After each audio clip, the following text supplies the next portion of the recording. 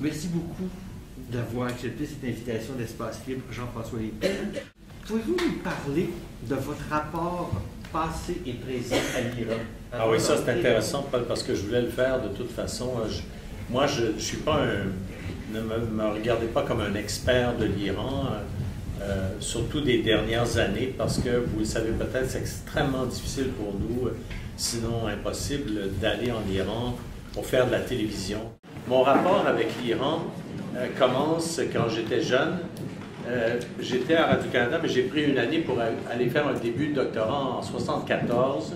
Donc, c'était à l'époque du Shah. Et je faisais un doctorat à l'École pratique des hautes études à Paris avec beaucoup d'étudiants étrangers, dont des Iraniens. C'était des Iraniens de l'opposition. Ce qui me frappait d'ailleurs, c'est que des Iraniens de l'opposition au Shah roulaient en Mercedes et en BMW. C'était des gens extrêmement riches, extrêmement sophistiqués. J'ai pu aller en Iran plusieurs fois. Vous l'avez dit, pendant la guerre Iran-Irak, ça c'était terrible parce que terrible en termes de danger, parce que les Iraniens nous faisaient venir, ils ouvraient les portes totalement pour qu'on aille voir la guerre. Sauf qu'on arrivait à Téhéran, puis là ils nous manipulaient, c'est-à-dire qu'on ne pouvait même pas sortir physiquement de l'hôtel, dans les débuts en tout cas. Et puis un jour, donc on nous faisait attendre, puis un jour on nous disait, cette nuit, on part à 2 heures du matin, on nous emmenait au front dans des conditions effroyables de sécurité. Et puis, bon, en tout cas, bref, on nous tirait dessus. Mais j'arrête ça tout de suite. La seule chose que je veux vous dire aussi de particulier, parce qu'il faut continuer un peu le climat de rire qu'il y avait avant, parce que sinon on va... Mais je peux vous dire que j'ai couvert des manifestations avec l'ayatollah vivant, mais aussi ses funérailles. Et c'est la première fois et la seule fois de ma vie que j'ai vu l'ayatollah Khomeini nu. Si ça vous intéresse, je pourrais vous raconter pourquoi. Mais disons qu'on le fera plus tard. Situer des choses, l'Iran, bon, c'est une très très vieille civilisation qu'on a longtemps connue sous le nom de Perse. 78 millions d'habitants, taux d'alphabétisation de 80%, deuxième producteur mondial de pétrole, et depuis la révolution de 1979, nous ont légué des mots qu'on connaît tous, ayatollah, imam, tchador et fatwa. Mais depuis 2005, l'Iran semble bien davantage présent sur la scène internationale, entre autres à cause de son hostilité envers Israël. Qu'est-ce qui fait que, après la révolution de 1979, qui a mis à la porte le Shah, un régime qui était favorable à l'Occident, aux États-Unis, qu'arrive ce régime où est-ce que tout est démocratique, sauf si ça déplaît aux religieux? D'abord, simplement pour faire un peu d'histoire, moi je pense qu'il y a eu une période, d'abord quand l'ayatollah Khomeini est arrivé en Iran, il y a eu une période qu'il faut imaginer terrible pour les Iraniens et pour l'Iran, qui fait que le régime religieux n'a pas pu commencer à se personnaliser, à se définir. C'est la guerre entre l'Iran et l'Iran. Ensuite, l'ayatollah Khomeini est mort presque à la fin de la guerre. Et puis là, il a été remplacé par l'ayatollah Khamenei, qui est au fond peut-être un religieux plus jeune un tout petit peu, mais qui vient de la même mouvance. Et là, ces gens-là ont commencé graduellement avec la fin de la guerre, les revenus du pétrole qui recommençaient à bâtir la société qu'on connaît aujourd'hui, la société iranienne. Donc il y a eu, quand on y pense, c'est 22 ans, 23 ans de régime vraiment des ayatollahs. C'est pas si long que ça dans l'histoire d'un régime musulman dans un pays qui n'a jamais été un régime islamique ou musulman. Le régime du Shah, la dynastie des Pahlavis n'a jamais été... elle a flirté avec la religion parce qu'on ne pouvait pas gouverner autrement, mais ça n'a jamais été un régime islamique ou musulman, et ce l'est donc depuis seulement 20 quelques années. Il y a eu toute une période de reconstruction du pays qui s'est d'ailleurs fait, les Iraniens vous le raconteraient eux-mêmes, donc reconstruire une économie après une guerre terrible. Le président Ahmadinejad, je ne crois pas qu'il soit lui-même le représentant de ce qu'il dit officiellement. Je pense qu'il est c'est pas un homme qui a un pouvoir personnel assez grand pour aller aussi loin qu'il va. Je pense qu'il a tenu un langage qui était le langage que le régime voulait de plus en plus tenir. Géopolitiquement, dans le grand Moyen-Orient, l'Iran veut jouer un rôle extrêmement précis. Sa politique étrangère est orientée vers une position extrêmement agressive à l'endroit de l'existence de l'État d'Israël pour pour acquérir des sympathies de la part de pays arabes populeux et importants et de populations musulmanes ailleurs dans le monde. Donc, je pense que ça, c'est une stratégie. Une politique étrangère, ça se définit encore une fois graduellement. Je pense qu'il y a une accentuation de cet axe-là qui s'est faite en même temps qu'on a commencé à développer une politique militaire autonome fondée sur la politique nucléaire. Il y a, de la part de ce pays-là, il faut imaginer que c'est une population quand même assez éduquée, c'est une population extrêmement sophistiquée, c'est un pays potentiellement riche. Si la richesse était distribuée et si le développement se faisait, c'est le pays qui a les premières réserves de gaz au monde. Dans tes chiffres tout à l'heure, c'est le deuxième producteur, mais le premier exportateur au monde.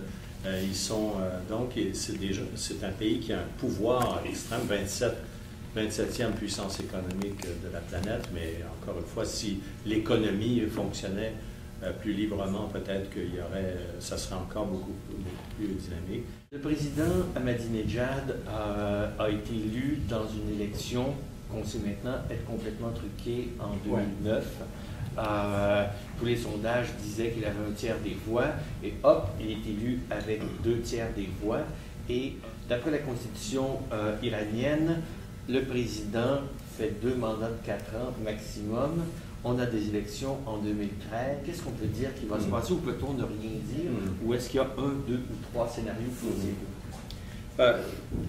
Moi, je pense qu'il y a un mouvement de réforme qui est profond dans ce pays-là. Le président Khatami était un réformateur. Si Ahmadinejad est arrivé au pouvoir, c'est parce que les conservateurs religieux ont voulu mettre une marionnette. Et sa capacité a été mise en doute en 2009. Il y avait un mouvement d'opposition de la population qui était très important.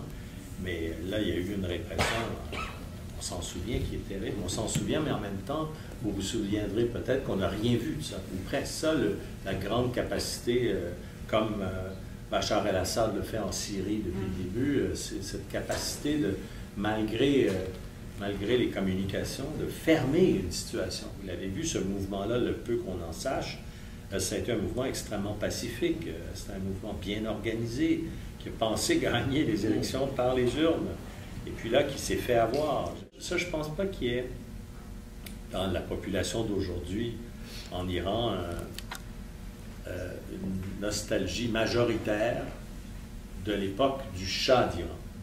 Il y a probablement une quête de démocratie, mais ce n'est pas identifié au régime du Shah, parce que le régime du Shah était un régime autoritaire, relativement parlant, peut-être moins qu'aujourd'hui. Aujourd'hui encore. Aussi, les Chinois ont mis fin à Tiananmen parce qu'ils se disaient, on a un plan. Vous voyez que leur plan, il a réussi pas mal quand même. Hein? Ils sont la 2e puissance du monde économique, puis ils vont être la première dans 4 ans. Et ils avaient un plan.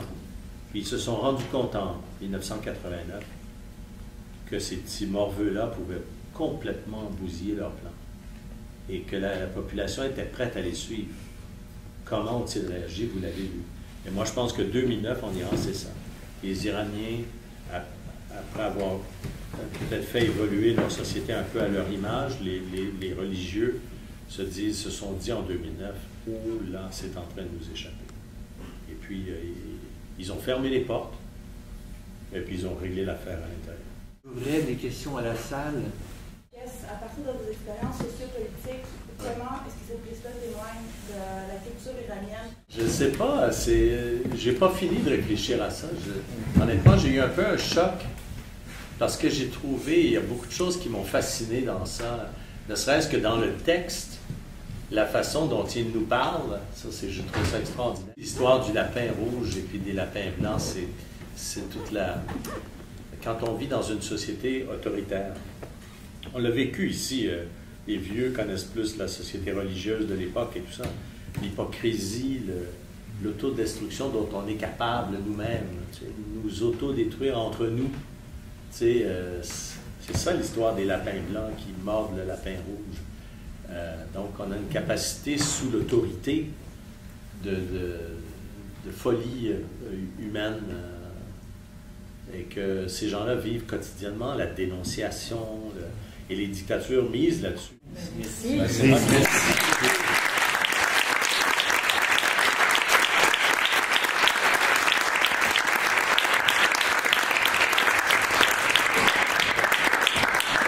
Quand l'ayatollah, quand il est mort, imaginez là, qu'on ne peut pas faire les funérailles à Téhéran parce qu'on le sait, il va y avoir 1 million, 2 millions de gens. Alors on avait décidé de trouver un endroit à l'extérieur de Téhéran où on allait créer éventuellement son tombeau. Alors cet endroit-là était à plusieurs kilomètres de Téhéran. Et puis nous, les journalistes d'ailleurs, on nous emmène en hélicoptère là-bas, parce que la foule est trop dense autour de ça, on ne peut pas se rendre. Et puis, il y a un hélipad pas loin. Et puis là, l'endroit où, d'ailleurs, moi, je perds mon caméraman dès le début de la journée, parce que, puis je ne l'ai jamais retrouvé de la journée, mais dans ce temps-là, on travaillait, puis encore aujourd'hui, beaucoup avec des réseaux américains sur le terrain. Alors moi, le caméraman de NBC avait perdu son journaliste. Moi, j'avais perdu mon caméraman. Donc, on a travaillé ensemble.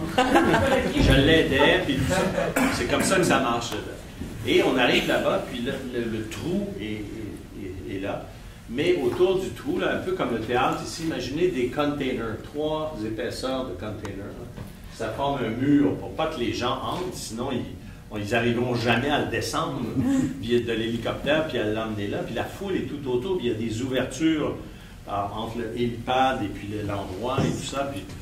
Et là, à un moment donné, l'hélicoptère arrive. Et puis nous, on est en haut des containers, on est trépieds, puis on regarde tout ça d'en haut. Puis là, on les voit descendre le cercueil. C'est des gardiens de la Révolution qui descendent le cercueil sur leur épaule comme ça. Mais là, la foule devient hystérique, plus capable d'y retenir.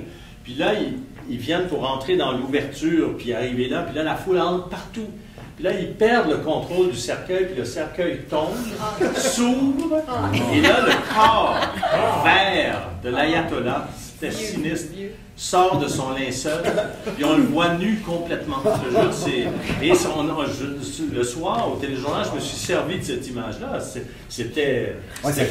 Ça témoignait de... Là, on tournait, évidemment. Ah oui? Tu sais, on tournait. Puis là, ce qui est arrivé de terrible, c'est qu'à un moment donné, nos containers se sont mis à branler comme ça. Puis là, les containers sont venus pour tomber. Puis là, on a réussi à descendre juste à temps parce qu'on tombait là, on se cassait là, on mourait là, écrasé par des containers. J'ai vu l'ayatollah.